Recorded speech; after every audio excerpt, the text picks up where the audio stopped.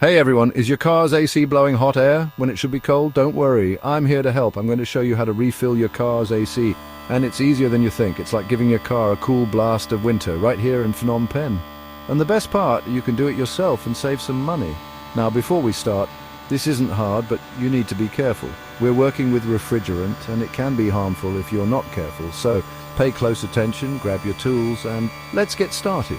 This guide will show you everything from getting the right tools to finding the right spot to connect the refrigerant and, most importantly, how to refill your AC safely.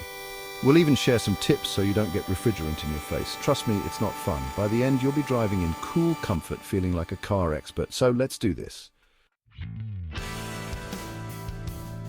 Okay, before we touch your car, we need the right tools. A chef needs knives, right? Here's what you need. First, you need an AC refrigerant refill kit. These kits have everything you need, including the refrigerant and a gauge to check the pressure. Make sure you get the right refrigerant for your car.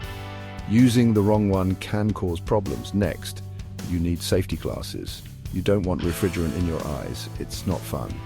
And while we're talking safety, gloves are a good idea too. Refrigerant can be bad for your skin, so it's better to be safe. Lastly, a rag or towel is useful for cleaning up any spills. I know you might think this is a lot for a simple refill, but it's better to be prepared. Plus, it makes you look like you know what you're doing, and that's important, right? Now that we have our tools, let's open the hood and take a look. Don't worry, it's not as scary as it sounds. First, we need to find the low-pressure service port. This is where we connect the refill kit. It's usually near the firewall on the passenger side of the engine. Now here's the tricky part. There's also a high-pressure port, and you do not want to touch that one.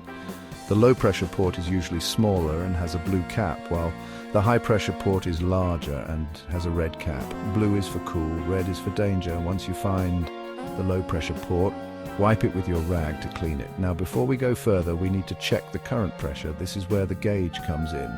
Connect it to the low-pressure port and check the reading. It should be within the correct range for your car. You can find this in your owner's manual or on a sticker under the hood. If the pressure is too low, you need more refrigerant. If it's too high, that's a bigger problem, and you should call a mechanic. Remember, safety first. Okay, everyone, this is it. We're ready to refill the AC and say goodbye to hot car rides. But before we start, let's go over the steps one more time. With your safety glasses and gloves on, shake the refrigerant can. This mixes the refrigerant. Now, connect the refill hose to the low-pressure service port. You'll hear a hiss when it connects. Now, slowly open the valve on the can and watch the gauge. The pressure should go up as the refrigerant goes into the system. Keep adding refrigerant until the gauge shows the correct pressure for your car. It's better to add too little than too much.